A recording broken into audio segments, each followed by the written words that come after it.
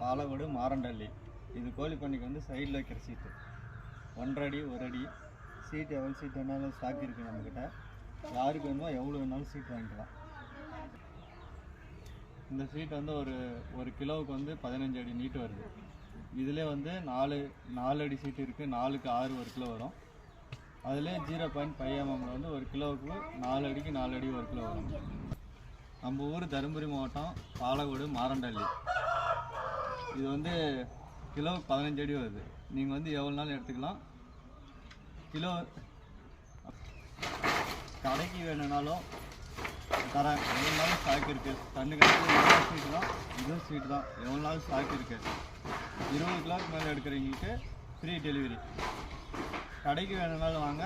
Wholesale ரேட்டில் எவ்வளோ பண்ணி தர முடியுமோ அவ்வளோ பண்ணி தரேன்.